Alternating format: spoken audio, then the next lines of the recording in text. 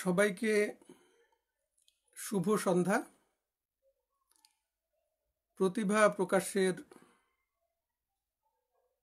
উদ্যোগে এক একদিন এক একজন কবিকে এনে তাদের কবিতা পাঠের যে বিষয়টি কবি মঈন মুরসালিন করে যাচ্ছেন, এটা আমার বিশ্বাস একটা ঐতিহাসিক বিষয় হয়ে থাকবে। অন্তত আমরা অনেককেই পাবো যাদের কখনোই কোনো কবিতা পাঠের খুব বেশি অভিজ্ঞতা কিংবা ভিডিও নাই।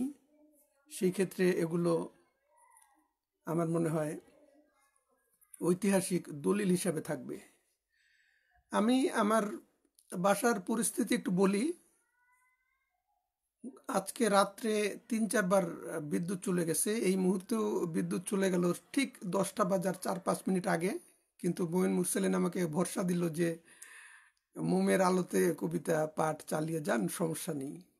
এমনকি আমার পিসিটাও কাজ করতেছে না, যেহেতু পিসিতে ওয়াইফাই। আপনাদেরকে একটু দেখাই, আমার মোমের আলোটা একটু দেখাই কিভাবে আমি মোমের আলোটা সেট করছি। তারপর আমি কবিতা পাঠ শুরু করি।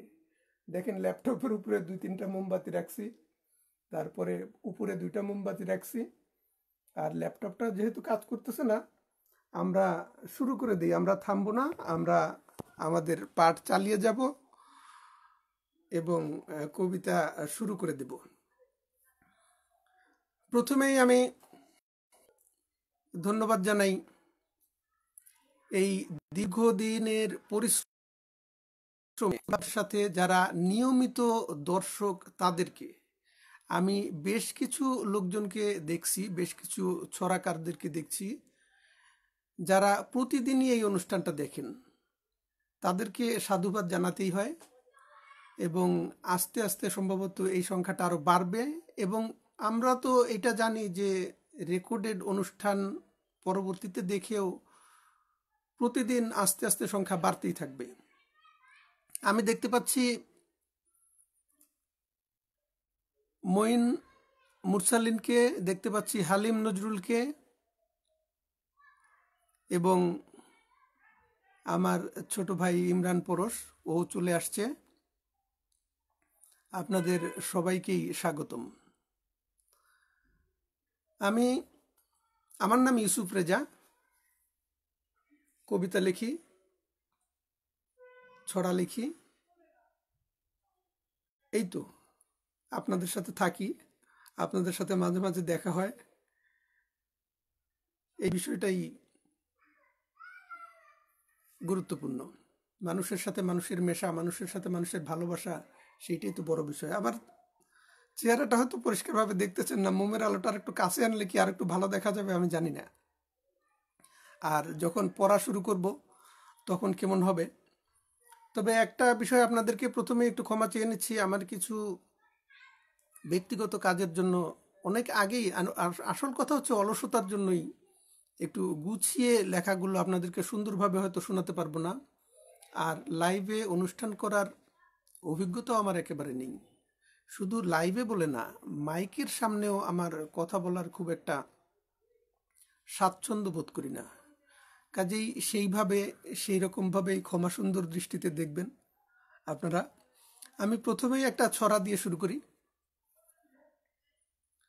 পাহাড় ঘেরা রাজার দেশ ভুটানে, পাহাড় ঘেরা রাজার দেশ ভুটানে, দাঁড়াও যদি যে কোনো এক উঠানে, প্রজারা সব মাথায় করে নিবে, আদর করে ভুট্টা খেতে দিবে। থিম্পু থেকে রানীমাদের দল বলবে এসে, মন্ত্রী হবি বল। বলবো আমি বীর বাঙালি, মন্ত্রী কি আর বাকি, রাজা যদি বানাও তবেই এই দেশে আজ থাকি। রুহুল আমিন দেখতেছেন, শামীম মিঠু বলতেছে সব ঠিক আছে, বিদ্যুৎ নাই, মোমের আলোয় যদি সব ঠিক থাকে তাহলে তো আপনাদের প্রশংসাই করতে হয়। আপনাদের যে একসাথে যে আমরা আছি সেইটা। রুবেল হাবিব কেমন আছেন? হালিম নজরুল, মেঘলা জান্নাত, সবাইকেই অভিনন্দন। এই করোনার দুর্যোগের মধ্যে করোনা নিয়েও তো অনেক লেখা হয়েছে, দুই একটা করোনা নিয়ে পড়ি। আমি ফেসবুকেই মূলত লিখি, দৈনিক পত্রিকা কিংবা লিটল ম্যাগে খুব কমই আমার লেখা হয়। যদিও একটা দুটা করে যে লিখি নাই তা না, কিন্তু খুব বেশি দৈনিক পত্রিকায় লেখার আমার অভিজ্ঞতা নেই। সর্বশেষ সংবাদে একটা লেখা ছাপছি, তাও প্রায় 6 মাস হয়ে গেছে। না, সংবাদের পর একটা ছাপছি, নতুন একটা পত্রিকা, ওই যে আলমগীর রেজা ভাই যেই পত্রিকাটা আছেন। যাই হোক, করোনা, আমি ফেসবুকেই প্রায় শতাধিক করোনা নিয়ে ছোট ছোট লেখা লিখছি। তার মধ্যে এটা করোনা 17। করোনায় কি যে হবে যাচ্ছে না বলা, পরিমিত হয়ে যাক তাই পথ চলা। হাঁচি কাশি জ্বর হবে এ ধারণা ভ্রান্ত, লক্ষণ ছাড়াও তো হয় আক্রান্ত। এরকম বহু রোগী দেখা গেছে চীনে, তাই ঘরে থাকবেন রাতে আর দিনে। করোনা নিয়ে আরেকটা লেখা পড়ার ইচ্ছা আমার, সেটা হচ্ছে করোনা 61। একটু আশাবাদী লেখা, একটু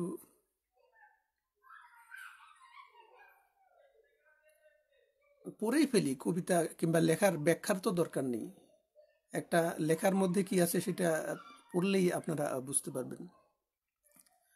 প্রফুল্ল রায়, নিউটন আর ধরুন মাদাম কুরি, ইতিহাসে এমন মানুষ আছেন ভুরি ভুরি। কাজ করছেন নানা দেশে কোভিড রোগের জন্যে, রোগ প্রতিরোধ আবিষ্কারে এখন তারা হন্যে। লুই পাস্তর, ফ্লেমিং, জোবার্ট, গার্থা কিংবা দাদ, যে কোনো দিন করোনাদের করবে কুপকাত। ও ভাই তুমি ভয় পেও না, সাহস রাখো তাই, বিপজ্জনক এই কটা দিন ঘরে থাকা চাই। বিপজ্জনক এই কটা দিন ঘরে থাকা চাই। নজরুল ইসলাম শান্ত, আপনাকে শুভ সন্ধ্যা। অনেক দিন দেখা হয় না, একবার দেখলাম, তারপর কাছাকাছি থাকে, তারপরও আবার দেখা হয়ে যাবে এক সময়। আর এই যে প্রতিভা প্রকাশের আয়োজনে তো আমরা একত্রিত হয়ে গেলাম। দুটা লিমেরিক শুনাই। ইমরান বলতেছে সব ধরনের লেখা চাই। আচ্ছা, দেখি কতটুকু কি করা যায়। অন্তত আমাদের এই লাইভ অনুষ্ঠানটা চলতে চলতে যদি বিদ্যুৎ চলে আসে, তাইলেও একটা মজা হবে, যে মোমের আলোয় আমরা কেমন করলাম আর বিদ্যুতের আলোয় কেমন হচ্ছে। প্রথম লিমেরিকটা, হাতির মতন কান দুটো তার, বাঁশির মতন নাক, ঘোড়ার লেজের চুলের গোছা, বলছে সবাই থাক, কিন্তু লম্বা নখের জন্য বলছে না কেউ ধন্য ধন্য। নাকের খোঁচায় হাওয়ায় ওড়ায় বলতা ও মৌ চাক। পরের লিমেরিক, তুরাগ নদীর পূর্ব পাড়ে বেড়িবাঁধের বস্তিতে, কুকুর বিড়াল মেঠো ইঁদুর সবাই ছিল স্বস্তিতে, কিন্তু শেয়াল উঠল পেকে, ঐরাবতকে আনলো ডেকে, ঘরবাড়ি সব ভেঙে দিল বিশাল মত্ত হস্তিতে। ব্যতিক্রম আয়োজন, হ্যাঁ, নজরুল ইসলাম শান্ত আমার খুব প্রিয় ছড়াকার, সে বলতেছে ব্যতিক্রম আয়োজন। ব্যতিক্রম আয়োজন হয়ে গেল মোমের আলোয়। আপনাদেরকে আমার সামনের দৃশ্যটা কিন্তু খুব সুন্দর লাগতেছে আমার কাছে। আমার সামনে 3টা 4টা 5টা মোমবাতি জ্বলতেছে, সেটা দেখতে আমার কাছে ভালো লাগতেছে। কিন্তু দুঃখজনক হচ্ছে আপনারা দেখতে পাচ্ছেন না সেটা। কিন্তু আমার বলায় নিশ্চয়ই আপনারা, যেহেতু কবি, আপনারা অবশ্যই মনের চোখ দিয়ে দেখে নিচ্ছেন আমার মোমবাতিগুলো। আমের সিজন, আমের সময় আম নিয়ে একটা ছড়া পড়ি। আম পাকে ঝাঁকে ঝাঁকে, জাম পাকে থোকাতে, ওষুধ ছিটিয়ে দিলে ধরবে না পোকাতে, ডাল ধরে নাড়া আর সামান্য টোকাতে, মাথায় পড়লে আম কেউ থাকে কোকাতে, আনন্দে হেসে ওঠে খুকু আর খোকাতে, প্রাণ আম জুস খায় অলস ও বোকাতে। চাইনিজ রেস্টুরেন্টে কবিতা পাঠ। হ্যাঁ হ্যাঁ হ্যাঁ, রুবেল হাবিব একদম ঠিক কথা বলছেন। চাইনিজ রেস্টুরেন্টে কম আলোয় খাওয়া দাওয়া কেন করায় সেটার অনেক রকম ব্যাখ্যা আছে। কেউ কেউ বলে যে খাবারের ভিতরে পোকা টোকা থাকে কিনা যাতে দেখা না যায়। তো আমার লেখার মধ্যে কোনো যদি কমতি থাকে সেটাও কম আলোয় কিংবা কম স্বরে যদি লুকিয়ে রাখা সম্ভব হয় সেটাও খারাপ হয় না। লিমেরিকের মোচড় কই? হ্যাঁ, এই দুইটা লিমেরিকে ওই রকম ভাবে মোচড় ছিল না, ঠিকই বলছেন আপনি। তবে আমার প্রথম বইটা প্রকাশিত হয়েছিল 1988 সালে, দাহন বেলার ছড়া, চট্টগ্রাম থেকে বেরোয়ছিল। সেই বইটার সবগুলো ছড়াই ছিল লিমেরিক। দু একটা কপি এখনো আমার কাছে আছে। সেই ছড়া বইটার প্রচ্ছদ করেছিলেন সাফা ভাই। সাফা ভাই নিজেও ছড়া লেখেন এবং খুব ভালো শিল্পী। চট্টগ্রামের শিল্পী, সাহিত্যিক, লেখক, কবিরা সবাই তাকে চেনে। বর্তমানে তিনি শারীরিকভাবে অসুস্থ, কিন্তু মনের দিক দিয়ে তার প্রচণ্ড জোর। ঘর থেকে বেরোতে পারেন না, কিন্তু ফেসবুকে সে খুব অ্যাক্টিভ। আমি শিশুদের শৈশব নিয়ে একটা লেখা, সেইটাতে চলে যাচ্ছি এখন। বিদ্যুৎ চলে আসছে, আপনারা সৌভাগ্যবান। এখন কিছুটা আলো হয়তো বাড়ছে, আমি জানি না এতে ভালো হইলো না খারাপ হইলো। আর মোমের আলোটা কি নিভিয়ে দেবো কিনা তাও বুঝতেছি না। আচ্ছা, আমার পড়তে এখন সুবিধা হচ্ছে, আপনাদের দেখতে সুবিধা হচ্ছে কিনা সেটা জানি না। আমি শিশুদের শৈশব নিয়ে একটা ছড়া পড়ি। বইয়ের চাপে পিঠ বেঁকে যায়, গোল্ডেন চাই জিপিএ, খেলতে দিই না, ঘুরতে নিই না, আটকে রাখছি ছিপিয়ে, মানুষ হওয়ার পণ করিয়ে কি করতেছি ওই সব, ছোট্ট শিশু বুড়িয়ে যাচ্ছে, ফুরিয়ে যাচ্ছে শৈশব। লেখাপড়ার কথা বলে যেসব করা হয়, এইভাবে কি সঠিকভাবে মানুষ করা হয়? হালিম নজরুল হাসান রফুন। এখন ক্লিয়ার? আচ্ছা, ক্লিয়ার হলে অন্তত আপনারা দেখতে এবং শুনতে একটু স্বচ্ছন্দ পাবেন। তবে আমি এখন আর ল্যাপটপে যাব না, আমি মোবাইলেই কাজ সেরে ফেলি। আবার বদলালে একটা বিরক্তিকর ব্যাপার হবে। ছোট্ট একটা ছড়া পড়ছি। খেতে মজা বার্গার, চিকেন আর ফ্রাই, পিজা হাটে না খাওয়ালে রোজ করি ক্রাই, এইসব খেয়ে খেয়ে হচ্ছে না পর্তায়, আসল খাবার মজা মাছ আর ভর্তায়। এরপরের ছড়াটাও ছোট। আসলে ফেসবুকে একটু সক্রিয় হওয়ার পর আমি দেখতেছি কবিতা লেখার চেয়ে ছড়া লেখাই আমার বেশি হচ্ছে। যদিও প্রথম লেখা আমার ছড়া দিয়েই এবং প্রথম বই, কিন্তু মাঝখানে অনেক দিন ছড়া খুব বেশি লেখা হয় নাই। এক ধরনের রেজা ভাইয়ের সাথে আমার শেষ আড্ডা হয় সুন্দরবন ভ্রমণের মধ্যে দিয়ে। বাহ, হ্যাঁ, নজরুল ইসলাম শান্ত, সেই বিষয়টা মনে আছে। সুন্দরবনের মধ্যে আমরা কবিতা পাঠের আয়োজন করেছিলাম, সেই স্মৃতি এখনো আমাদের আছে। আবার কোনো এক সময় যদি হয় প্রতিভা প্রকাশের বন্ধুদেরকে নিয়ে আমরা সুন্দরবনে যেতে পারি, সেখানে গিয়ে আমরা ওই রকম একটা অনুষ্ঠান করতে পারি, যদি বন্ধুরা সম্মত থাকে। পরের ছড়াটার নাম বক কথা।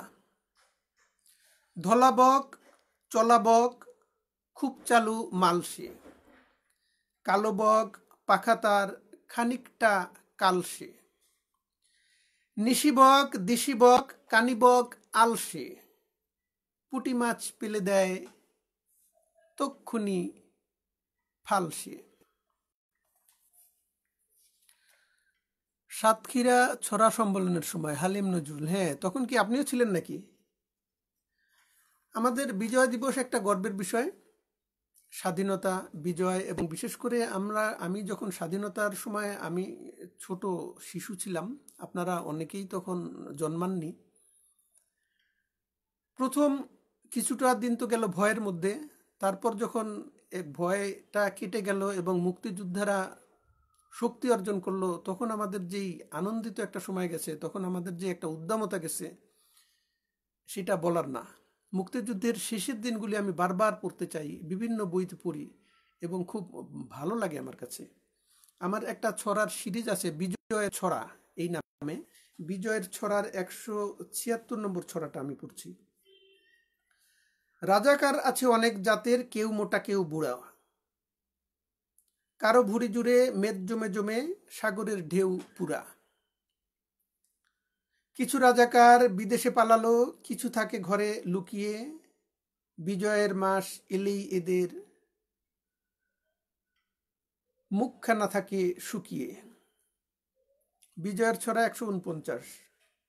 পাঞ্জাবি সোলজার উর্দুতে বোলজার, এই দেশে এসেছিল যুদ্ধে, পদ্মার পাড় দেখে মুক্তির মার দেখে রেগে তারা ফেটে পড়ে ক্রুদ্ধে। বেলুচি ও খান সেনা পরাজয় মানছে না, জোর করে এই দেশে থাকবে, অযথাই হুট করে ধর্ষণ লুট করে, কিভাবে সে এই দেশ থাকবে?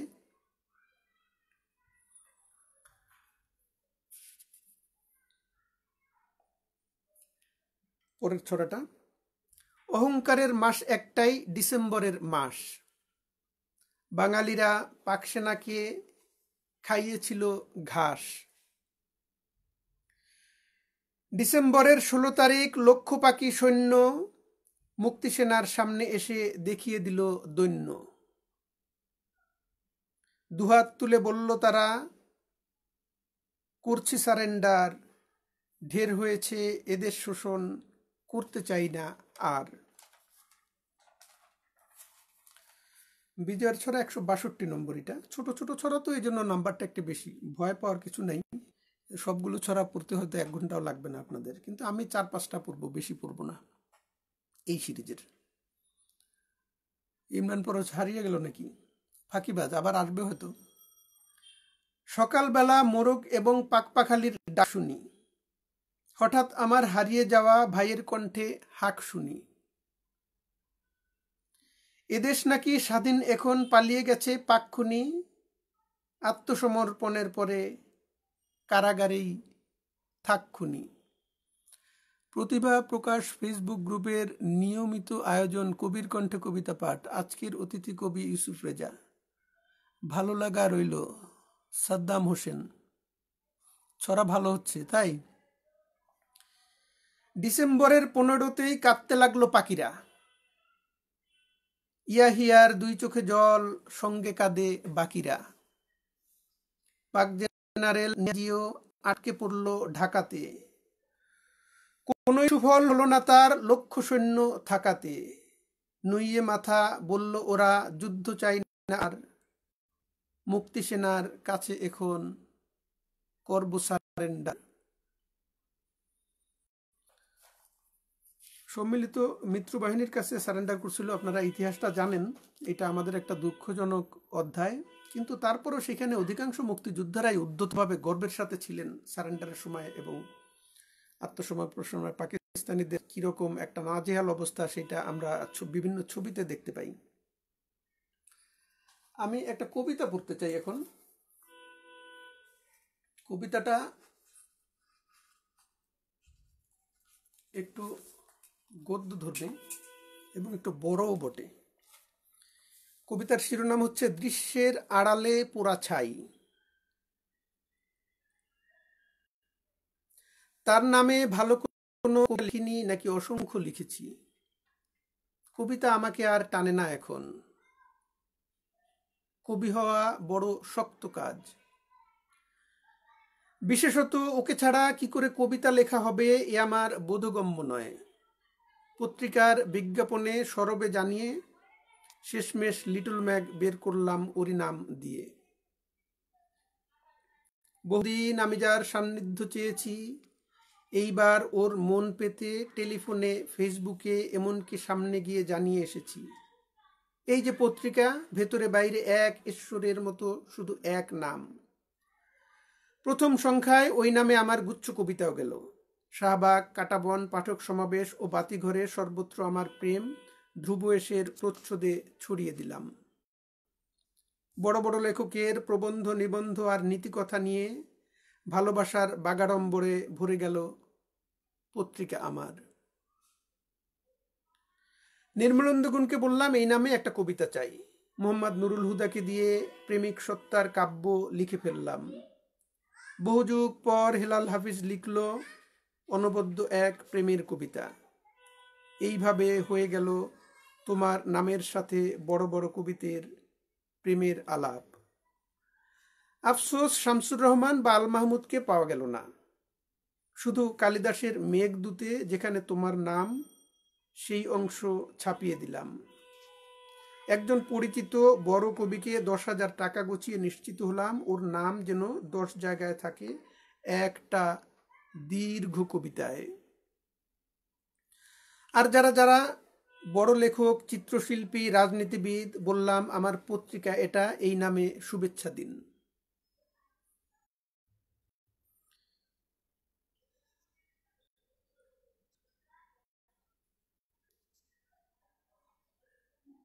আমার ভালোবাসার প্রমাণ দিতে পাঠিয়ে দিলাম। আর শুনি যেখানে এই পত্রিকা রাখি বিক্রি হয়ে যায়।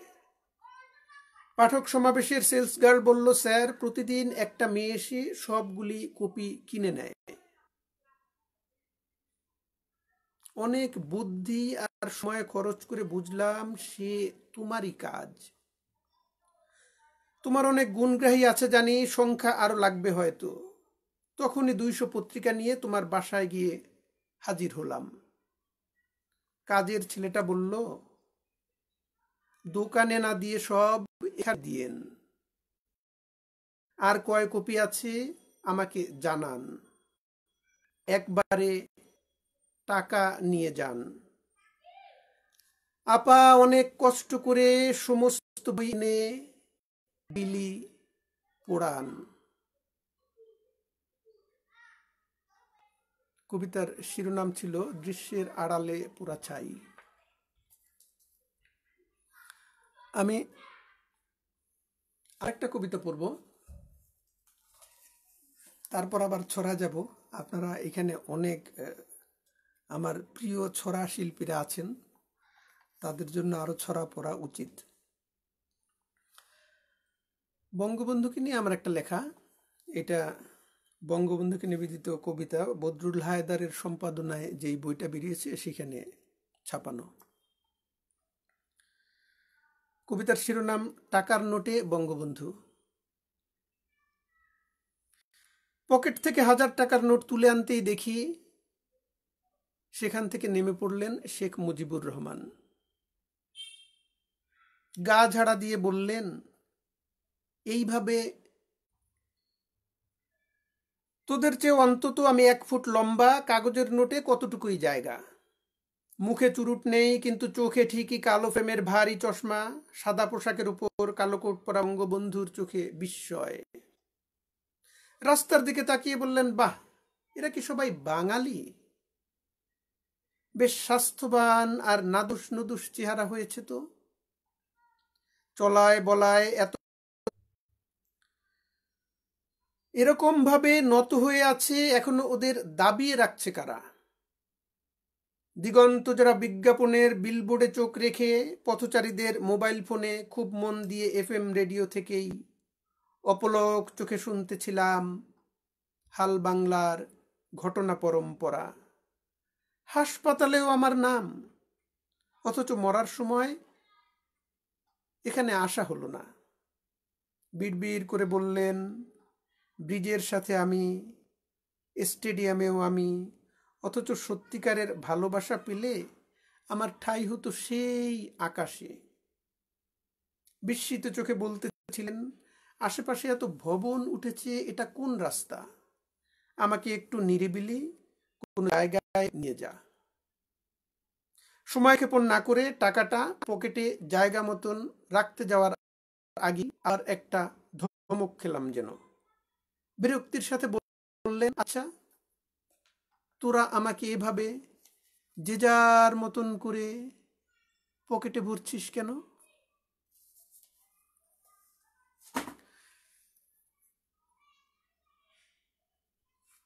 আমি বেশ কিছু অনুবাদ করেছি ইংরেজি থেকে মূলত, এবং ফরাসি এবং স্পেনীয় ভাষা থেকেও। তো আমার একটা বই আছে গিন্সবার্গ ও তার কবিতা। গিন্সবার্গ আমার খুব প্রিয় কবি। কবি নির্মলেন্দু গুণ গিন্সবার্গের সঙ্গে একটা বই আছে এই নামে। আমি যখন প্রথমবারের মতো যুক্তরাষ্ট্রের নিউ ইয়র্ক শহরে যাই তখন তার সাথে দেখা করার সৌভাগ্য হয়েছিল। তার একটা কবিতার অনুবাদ আমার গিন্সবার্গ ও তার কবিতা বই থেকে আপনাদের শোনাচ্ছি। আপনারা জানেন গিন্সবার্গ আমাদের মুক্তিযুদ্ধের সময় কিরকম ভাবে সহযোগিতা করছে। আর সেপ্টেম্বর অন যশোর রোড তো আপনারা সবাই এই কবিতাটার সাথে পরিচিত। এটা 152 লাইনের কবিতা। খান মোহাম্মদ ফরাবি, মৌসুমী ভৌমিক সহ অনেকেই এই কবিতাটা অনুবাদ করছেন, কিন্তু সম্পূর্ণ অনুবাদ 152 লাইন কেউ করেননি। করেছেন বলে আমার চোখে পড়েনি, কিন্তু আমার বইতে 152 লাইন এবং হুবহু ওই রকম ভাবেই দেয়া আছে। সেই কবিতাটা সম্পর্কে বলি। এলেন গিন্সবার্গের বাবা এলেন লুইস এলেন, সেও কবি ছিলেন। কবিতাটা লেখার পর তার বাবাকে যখন কবিতাটা দেখায় তখন বাবা বলছিল কবিতাটা ভালো হয়েছে, তবে খুব বড়, কবিতাটা বেশি বড় হয়ে গেছে, তুমি আর একটু ছোট করতে পারলে ভালো হতো। কিন্তু গিন্সবার্গ তার বাবার পরামর্শ নেননি। বাবা যদিও খুব বড় কবি ছিলেন, তিনি 152 লাইনে রেখে দিয়েছেন। এবং একটা কথা খুব মানে আপনাদেরকে বলতে হয়, সেটা হচ্ছে গিন্সবার্গের সেপ্টেম্বর অন যশোর রোড মুক্তিযুদ্ধ নিয়ে যত কবিতা এই পর্যন্ত লেখা হয়েছে তার মধ্যে অ্যালেন গিন্সবার্গের এই কবিতাতে মুক্তিযুদ্ধের খুব ভালো বর্ণনা আমরা পাই, পূর্ণাঙ্গ বর্ণনা। বিশেষ করে শরণার্থীদের বর্ণনাগুলি এত চমৎকার, এত মানবিক। এবং একজন বিদেশি মানুষ শুধুমাত্র শরণার্থী শিবিরে একটু এসেই কিভাবে তাদের দুঃখ নিজের মধ্যে ধারণ করে নিলেন, হয়তো কবি হলেই এটা সম্ভব। আমি এত দীর্ঘ কবিতাটা পড়বো না, আমি অন্য আর একটা কবিতা পড়ি। কবিতাটার নাম হচ্ছে আমেরিকা অ্যাগেইন। আমি বাংলায় অনুবাদে লিখেছি আমেরিকা আবার।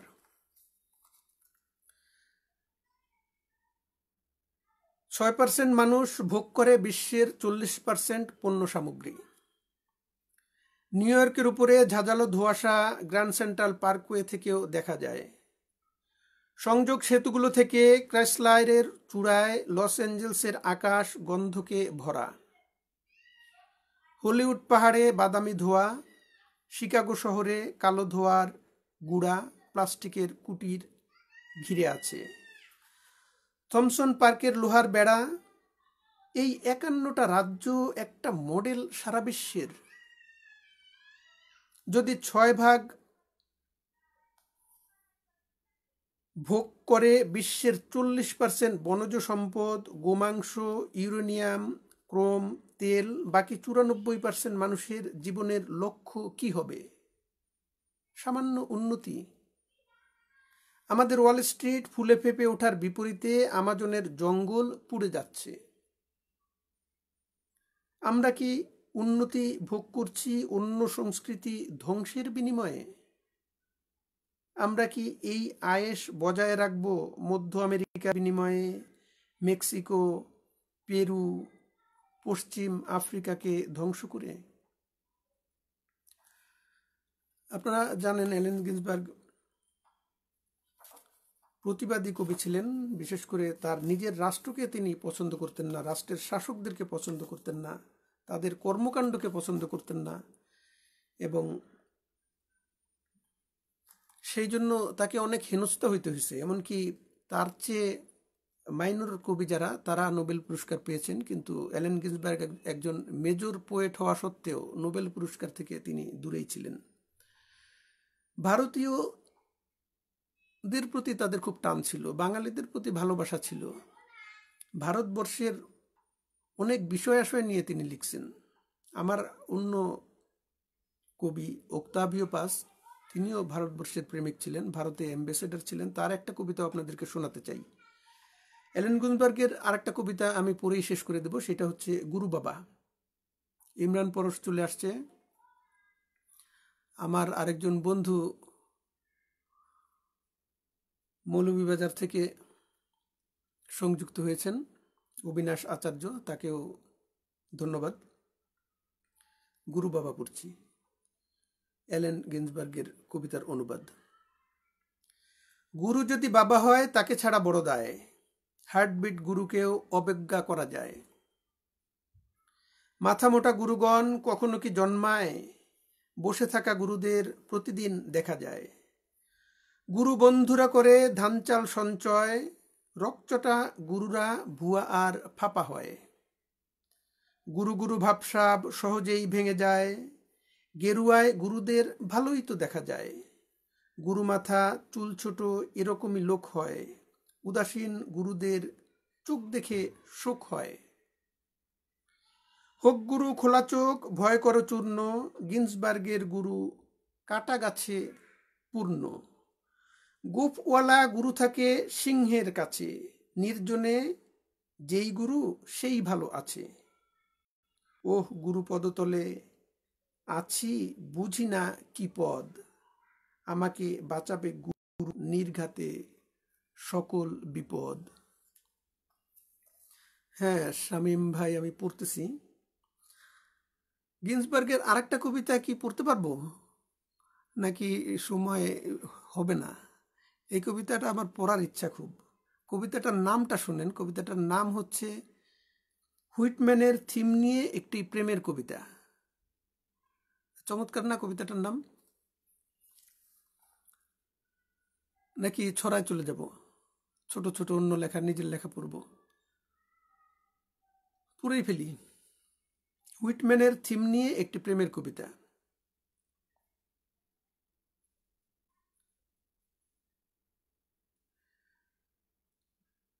আমি যাব খুব নীরবে বাসর ঘরে, আর শুয়ে থাকব বর ও কনের মাঝখানে।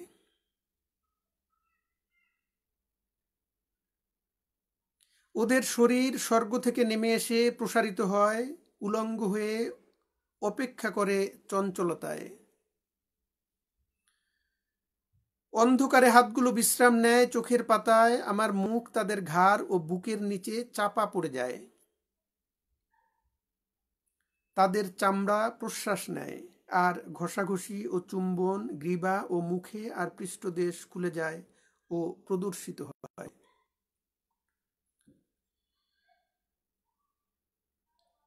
পাগুলো উপরে ওঠে খুব ক্ষিপ্রতায়, অন্ধকারে শিষ্ণ তাপ দেয় আক্রমণাত্মক ভঙ্গিমায়। উত্তেজিত হয়ে আসে গহ্বর থেকে মাথা চুলকাতে, উলঙ্গ শরীরগুলো শিহরণে আটকে থাকে, তপ্ত মাজা ও পাছা স্ক্রুর মতো আটকে যায়। আর চোখেরা চমকে ওঠে খুব মুগ্ধতায়। দৃষ্টিপাত প্রসারিত হয় আর আবেগময়, আর বিলাপের নড়াচড়া কথোপকথন। হাত বাতাসে, হাতগুলো উরুর ভিতরে, হাত দুটো আর্দ্রতায় থাকে নরম কোমরে, ফুঁসে ওঠা পেটে ধাক্কা খায়। যতক্ষণ না সাদাটা বেরিয়ে আসে নরম চাদরে, আর কনে কেঁদে ওঠে ক্ষমার ঘোতায়, আর বর কান্নায় চোখ ঢাকে ভাবাবেগ ও দুঃখময়তায়। আর আমি খাট থেকে উঠে পড়ি সর্বশেষ ঘনিষ্ঠ জড়াজড়ি ও বিদায়ের চুম্বনের সাথে। সমস্ত বিশ্বাস জাগরিত হয় ছায়ার পেছনে, আর অন্ধকার ঘরে কপাট বন্ধ হয়ে যায়, যেখানে বসকারী অলস ভ্রমণ করে অতৃপ্ত নিয়ে সারা রাত। নগ্ন জনেরা খোঁজে একে অন্যকে ভূতের মতন নিস্তব্ধতায়। সব চেনা জানা বন্ধুরাই আছেন। হ্যাঁ, চেনা জানা বন্ধুরা অনেককেই দেখতে পাচ্ছি। আর এর মধ্যে যারা এই প্রতিভা প্রকাশের লাইভে কবিতা পড়ছেন তাদের অনেকের কবিতাই পাঠ করছি, পাঠ শুনেছি, এবং আমি চেষ্টা করি প্রতি রাতেই 10টার সময় প্রতিভা প্রকাশ যে একজন একজন করে নতুন কবিকে আমাদের সামনে পরিচয় করিয়ে দেন, তাদেরকে আবিষ্কার করতে। এটা খুব সহজে একজন কবিকে বুঝতে পারা যায়। আমার একটা কাব্যগ্রন্থের নাম ছিল কবিতা ডালাস। এটা যৌথ একটা কাব্যগ্রন্থ। ডালাসে আমরা 4জন কবি একসময় বসবাস করতাম। এখন তারা কেউই ডালাসে নাই। এখন একজন আছে লস অ্যাঞ্জেলসে, আরেকজন আছে নিউ ইয়র্কে, আরেকজন আছে টরন্টোতে, আর আমি তো বাংলাদেশে। সেই কবিদের নাম হচ্ছে, আমি একটু স্মরণ করছি নামগুলো: ইউসুফ রেজা, তাপস গায়েন, সৌম্য দাশগুপ্ত, শিবলি সাদিক।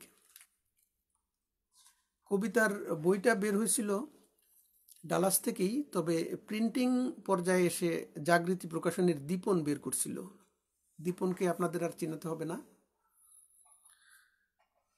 আমরা দীপনের আত্মার মাগফিরাত কামনা করছি, সেজন্য ব্যস্তবাসী হয়।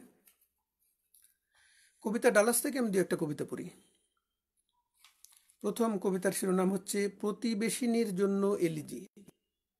ছোট কবিতা, এটা 7-8 লাইন।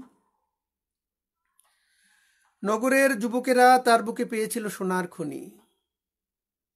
পাড়ার শিশু ও বুড়ো তার কাছে গিয়েছে যখনই, আনন্দে আটখানা সোনা সোনা সোনা বলে চিৎকার ধ্বনি।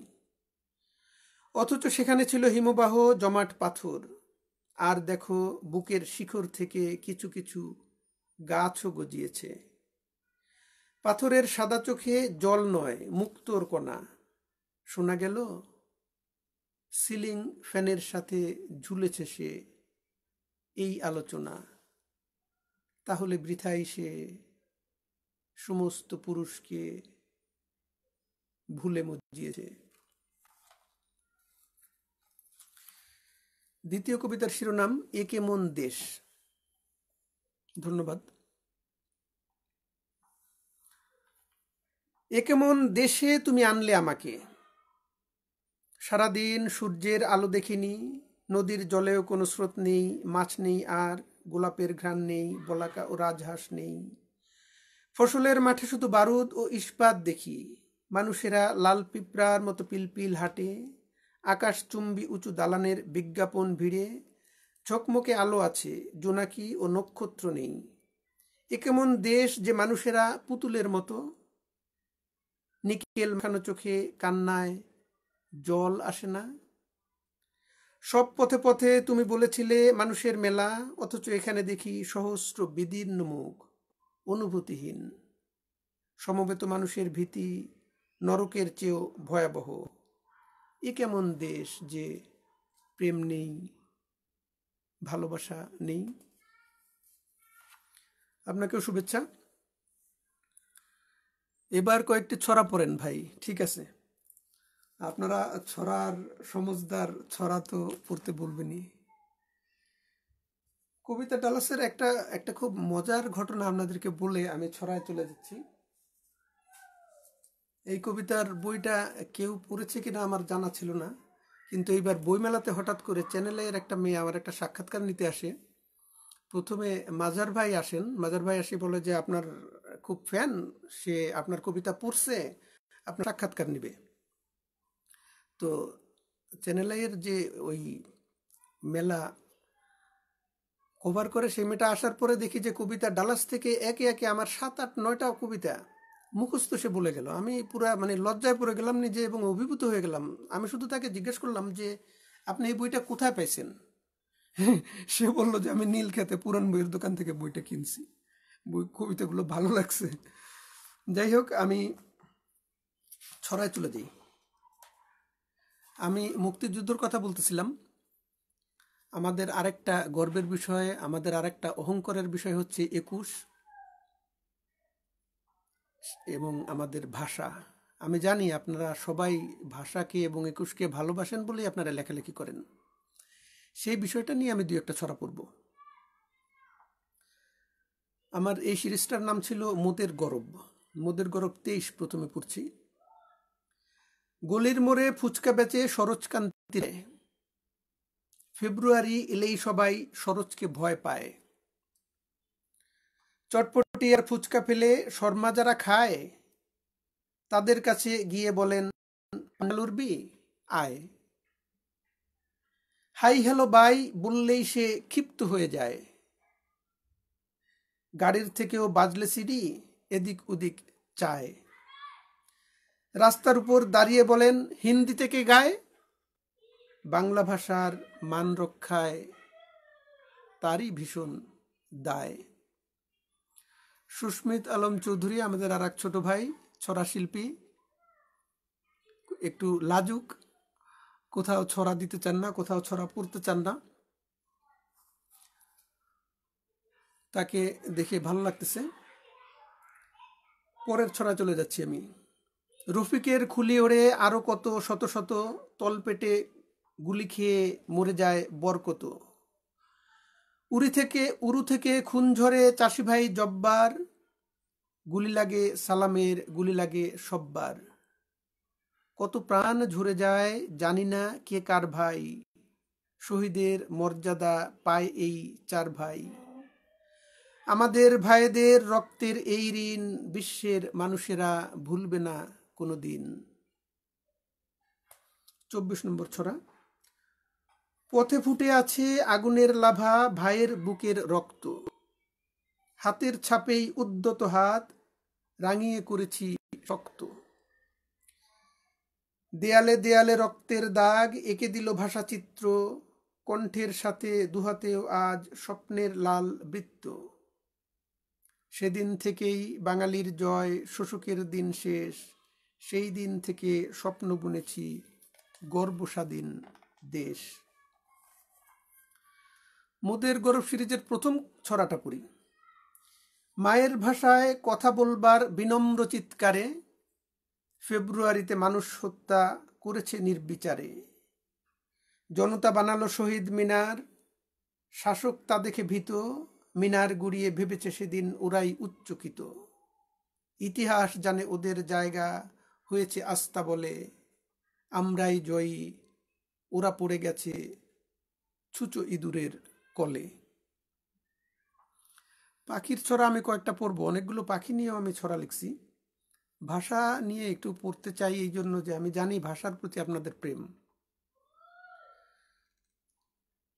মাতৃভাষার বিরোধিতা করল কিছু চামচারা, আন্দোলনে ভেসে গেছে বৃথাই তাদের ঘামঝাড়া। বাংলাদেশের কুসন্তান সে হাওয়ায় ওড়ে পাম ছাড়া, ইতিহাসে ঠাঁই পায় নাই দালালি ঠাডামি, বাস করতেন আজ যেখানে বাংলা একাডেমি। সালাম রফিক বেঁচে আছেন, ভুলেছি তার নামই। পরের ছড়া। একটু শুধু বলেছিলাম আপত্তি খুব, ভীষণ রকম হ্যাংতাই। কি ভয়ানক আপত্তি তোর, কেমন শাসক তোরা, তাই তো এখন হাত পা ভেঙে হয়ে গেছিস খোড়া। ভাঙবে মাথা ভাঙবে ঘাড়ো, পড়বে কাটা পেট, সময় বুঝে মন ভালো কর, করিস নে আর লেট। আমরি বাংলা ভাষা, হ্যাঁ আসলেই আমরি বাংলা ভাষা, আমার মায়ের ভাষার তুলনা হয় না। প্রভাত ফেরি কোথায় তুমি যাও, ফেব্রুয়ারির 21 এলেই শিশির চুলে নাও। বাংলা মায়ের শোক বয়ে যায় শহীদ মিনার পানে, বীর বাঙালির শ্রেষ্ঠ দিবস যারা চেনার জানে। জানি 21 ভাষার জন্য শ্রেষ্ঠ অহংকার, অনন্য এক ভালোবাসা নেই তুলনা তার।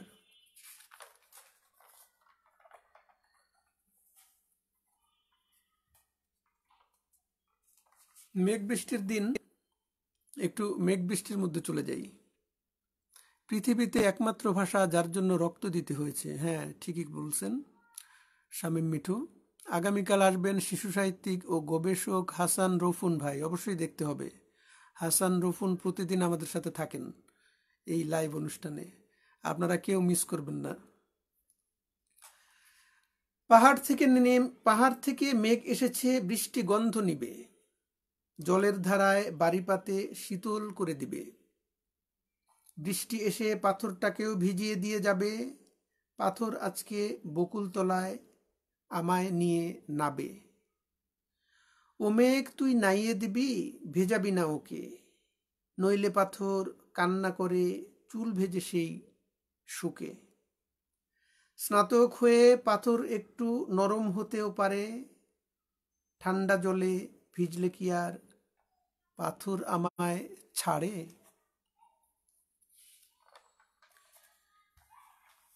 এর পরের ছড়াটার নাম সুধীন জলদাস। দাদন নিয়ে মাছ ধরা হয়, স্বাধীন তো নয়, বলো দাস। এসব কথা ক্ষোভের সঙ্গে শোনায় সুধীন জলদাস। বংশ পরস্পরায় তাদের মেঘনা পাড়েই ছিল বাস। বানের জলে বাড়ি ভেঙে উঠোন জুড়ে দিল ঘাস। আটচালা নাই, পাঠশালা নাই, ঘাস দিয়ে কি হবে। জেলের ছেলে লিখে পড়ে পাশ দিয়ে কি হবে। নদী খেলো বসত বাড়ি, জাল খেয়েছে পাড়ার লোক। প্রতিবেশীর আগ্রাসী ভাব, তাও কি আর ছাড়ার লোক। ইলিশ মাছ আমার খুব প্রিয় মাছ, এবং ইলিশ মাছ বিষয়টাও আমার খুব প্রিয়। ইলিশ ইলিশ এই শিরোনামে প্রায় 150 লেখা আছে আমার। আমার এক বন্ধু, নাম করা ছড়া বন্ধু, নাম বললেই সে এই এই তথ্যটা শুনে বলছিল, একটা বিষয় নিয়ে এতগুলো ছড়া কিভাবে লেখো তুমি। সজল দাস বলছিল কথাটা। সজল দাস খুব বড় ছড়াকার, আপনারা চেনেন তাকে। ইলিশ ইলিশ 102। সুবল যখন বলেশ্বরে ইলিশ ধরায় রত, নদীর কূলে সুবলের বউ তপ করেছে কত। তুষখালিতে সিন্নি দিবে মঠবাড়িয়ায় গিয়ে, এবার যেন সুবল ফেরে মাছের ভাড়া নিয়ে। ঝর্ণা উঠুক, বান্না ডাকুক, আসুক মাছের ঝাঁক, শিবের আশীর্বাদে সুবল হাজার ইলিশ পাক। কিস্তি দেবে, ঋণ শুধবে, কিনবে ডুরে শাড়ি, সুবল যেন নিরাপদে ফিরে আসে বাড়ি। ইলিশ ইলিশ 89। ইচিং বিচিং জামাই চিচিং, ইলিশ মাছের ডিম, উচ্ছে তিতা, মাকাল তিতা, আরো তিতা নিম। ডিম খাবো না, ডিমে তিতা, খাবো মাছের কোল। মজার মধ্যে ইলিশ ভাজা, তার চেয়ে মজা ঝোল। 91তম ছড়া। টাউনি ভাইয়ের টৌনি, হয়নি আজও বউনি, 7 দিন আছি জলে, রোদ্দুরে ঘাম গলে। নদীর পানি বলে, উঠবে উঠবে ইলিশ মলে। বউয়ের সাথে শুইনি, তবুও মাথা নুইনি, ডাঙা আজও ছুঁইনি, সহিষ্ণুতা খুইনি, ইলিশ পানির তলে নৌকা হাওয়ায় চলে। আমার পছন্দনীয় ভালো ছড়াগুলো শনাক্ত করে বাছাই করে আপনাদের শোনাতে পারিনি, এই জন্য দুঃখিত। যেইটা যখন পাইছি সেইটাই লিখে রাখছি। ইলিশ মাছ নিয়ে তো শোনালাম, তবে আমার ফেসবুকে আমার সবগুলি লেখাই মোটামুটি পাবেন আপনারা, যদি আগ্রহী হয়ে আমার কিছু পড়তে চান।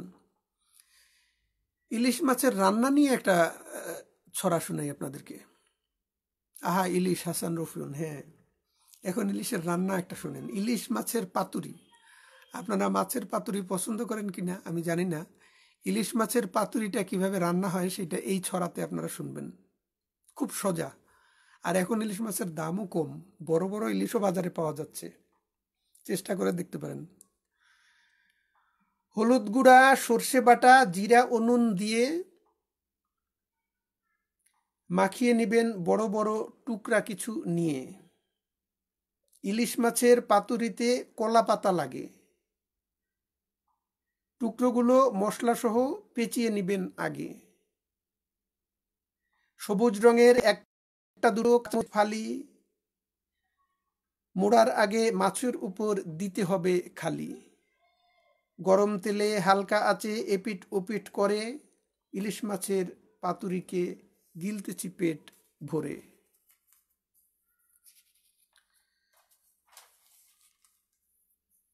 এই ছড়াটা শিরোনাম হচ্ছে বই ও নারী। ছড়াটার নিচে একটা লাইন আছে, সাজ্জাদ কাদির শ্রদ্ধাস্পদিশু। ছোট ছড়া, ছোট। নারী এবং বই বিষয়ে আছে ভিন্ন মতকার, এই দুটোকে হাতে পেলেই সবাই করে সৎকার। জ্ঞানী পাঠক মহান মানুষ আছে ভুরি ভুরি, ধার নিচ্ছি বলেই তারা করছেন বই চুরি। 11 টাকা 1 কেজি ইলিশ, তাই নাকি? খাওয়ালে আরো মজা পাবো ভাই, অবশ্যই খাওয়াবো। হালিম নজরুল, দাওয়াত রইল আপনার, আপনি খাই চাইছেন, অবশ্যই খাবেন। চোখ মারা আমার এই কবিতাটার নাম। আকাশ থেকে নতুন চোখ এনে দীপালিকে মেরেছি যেই চোখ, 3 জন্মের সাপসাপান্ত দিয়ে সারা গায়ে জানালো তার শোক। লজ্জায় আমার হেট হয়ে যায় মাথা, তবু বলি ওদের ভালো হোক। অথচ আমার শেষ বিকেলের ছাদে চোখ মারতে এসেছে পামেলা, আমি নিজেই পাকিয়েছি ঝামেলা। পুচকে মেয়ে ক্লাস 7-এ পড়ে, চোখ মারতে আসলো কেমন করে? জেএসসি না পেরোতেই এখন যেই মেয়েরা এমন করে পাকে, সিঁড়ি দিয়ে নিচে নেমেই দ্রুত নালিশ জানাই প্রকাশ্যে তার মাকে। চোখ ঘুরিয়ে হিন্দি ছবির শো বন্ধ করে বলল আমায় দেখাতো চোখ মেরেছে কেমন করে। ওর মতো কি পারি, তবু দেখিয়েছি চোখ বাজি। পামেলার মা পাখির মতো উড়ে জড়িয়ে ধরে বলল আমি রাজি। আমি ফ্যানটা বন্ধ রাখছি, একটু ঘামাচ্ছি, একটু কষ্ট হচ্ছে না আপনাদেরকে যে আমার লেখা শোনাতে পাচ্ছি। প্রতিভা প্রকাশের সৌজন্যে এইরকম একটা 1 ঘন্টার ছড়া কবিতা পাঠ করার সুযোগ পাইছি, এই জন্য ফ্যানটা বন্ধ থাকুক, সমস্যা নেই। এই কবিতাটার শিরোনাম মামুরি। এটা মারমা ভাষার একটা শব্দ। মাতা মুহুরীকে মারমারা মামুরি বলে। মাতা মুহুরী একটা নদী, খুব চমৎকার একটা নদী। আলীকদমে আপনারা গেলে পাবেন এই নদীটাকে। আর এই নদীটার আর একটা বিশেষত্ব হচ্ছে এটা বাংলাদেশের নদী। বাংলাদেশ থেকে উৎপন্ন হয়ে বাংলাদেশের মাটিতেই সাগরে গিয়ে মিশছে। আরও কিছু নদী আছে বাংলাদেশেই উৎপন্ন, যেমন ফেনী নদী। যাই হোক, মামুরি কবিতাটা পড়লেই এটা সম্পর্কে একটু, কবিতা না, এটা ছড়ার মতোই। এদেশেই জন্মেছে এদেশেই আছে, তার যত আহ্লাদ পাহাড়ের কাছে। মাইভার পর্বত থেকে নেমে এসে চকরিয়া গিয়ে তিনি সমুদ্রে মেশে। সর্পের মতো তার আঁকাবাঁকা চলা, পার হয় কত বন পাহাড়ের তলা। এই নদী মানুষকে ভালোবাসে জানি, বহু পাড়া জনপদে দিচ্ছে সে পানি। বাদ দিয়ে যদি চল আটক করে, নদী স্রোতহীন হয় তখনই মরে।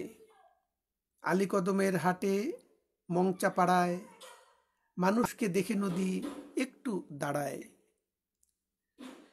বাঁধ ও ব্যারেজ নাই এ নদীর গায়ে, পাহাড়িরা এ নদীকে স্বাভাবিক চায়। বর্ষায় ক্ষীণস্রোতা, শীতে বেশ ক্ষীণ, বর্ষায় খরস্রোতা, শীতে বেশ ক্ষীণ। এ নদীর মৃত্যু হবে না কোনো দিনও, কারণটা জানিয়েছে বনের শালিক। এ নদীর নেই কোনো যৌথ মালিক। মাতা মুহুরীর নাম বইতেই থাকে, মারমারা এ নদীকে মামুরি ডাকে। মারমাদের প্রসঙ্গ চলে আসছে, কাজেই আদিবাসীদের নিয়ে আরেকটা ছড়া পড়ি। 1 ঘন্টা হাতে, আর মাত্র 5 মিনিট। আদিবাসী ঘরগুলিতে ভূত থাকে, বাঁশের ঘরে ঘুণ ধরে আর খুঁত থাকে। তাদের জীবন তামাক এবং মদ গেলা, খাবার তো নেই, এইভাবে যায় বদ গেলা। বন পাহাড়ে দরকারি সব তৈরি হয়, আপন মাংসে হরিণ নাকি বৈরী হয়। প্রকৃতিও তাদের সাথে ছল করে, শিশু মরে অপুষ্টিতে দল ধরে। বিদ্যুৎ নাই, আধার জমাট যাদের ঘর, পাহাড়ি ঢল হঠাৎ ভাঙে তাদের ঘর। অশিক্ষা আর কুসংস্কারে ঘর ভরা, উচিত কি হয় এমনি তাদের পর করা। ঘণ্টাখানিক হয়ে গেছে, আমি সর্বশেষ ছড়াটা পড়ে শেষ করে দেব। মোমবাতিগুলি এবার নিভিয়ে দিই। মোমবাতি নিভিয়ে দিলাম। জানি না ভালো করলাম না খারাপ করলাম। এই ছড়াটার সাথে সাথেই আমার কবিতা পাঠের এই পর্বটি শেষ হয়ে যাবে। আপনারা সবাই ভালো থাকবেন, সবাই সুস্থ থাকবেন এবং সবাই এই অনুষ্ঠানে প্রতিদিন একসাথে হবেন, সেটাই আপনাদের প্রতি আমার অনুরোধ থাকবে। মেঘ বৃষ্টির দিন, নানা রঙের মেঘ, এই ছড়াটা দিয়েই আমার লেখা শেষ হবে। ধুলোট মেঘা তুলোট মেঘা, মেঘ উড়ে যায় কত, কিছু কিছু মেঘেরা হয় আমার মনের মতো। কালো মেঘা কালচে রঙের, কুরিয়া মেঘা ধীর, অল্প কিছু মেঘেরা হয় মস্ত বড় বীর। কান্না মেঘা কাতে থাকলে থামা খুব দায়, বানের মেঘা ছুটে এলে বন্যা হয়ে যায়। মেঘ কি শুধু ডুবায় জগৎ, ভাষায় বসত বাড়ি। মেঘের কাছে কৃষানি চায় মেঘডম্বুর শাড়ি। ঈশান কোণের লালচে মেঘা পালসে জাগায় ভয়, হঠাৎ করে নেমে এলে জলের তুফান হয়। ইঁদুরে মেঘ সিঁদুরে মেঘ উড়ে উড়ে যায়, হঠাৎ করে নিম্নচাপে ঘূর্ণিঝড়ে পায়। হস্তি মেঘা অশ্বমেঘা পাহাড়ি মেঘ আছে, জংলা মেঘা ঘুরতে ঘুরতে যায় বনানীর কাছে।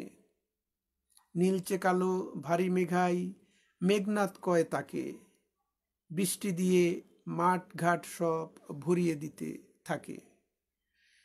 এখানেই শেষ। আপনারা সবাই ভালো থাকবেন এবং প্রতিভা প্রকাশের এই আয়োজনকে সাধুবাদ জানাই। প্রতিভা প্রকাশ তাদের প্রকাশনী এর মধ্যে আরও বিশেষ ছাড় দিছে, সেই ছাড় আপনারা উদ্বুদ্ধ হয়ে বই কেনায় আগ্রহী হবেন, এইটাই আপনাদের প্রতি ইচ্ছা থাকবে, অনুরোধ থাকবে। আমি নিজেও যাব কিছু বই কিনতে। 40% এবং তার থেকেও বেশি আজকে বিজ্ঞাপন দেখলাম। এত ছাড় দিয়ে আমি জানি না প্রকাশক টিকে থাকবে কিভাবে। আপনাদের সবাইকে শুভরাত্রি। একটা মোমবাতি নিভানো হয় নাই, মোমের আলোয় আপনাদেরকে বিদায় দিচ্ছি। শুভরাত্রি।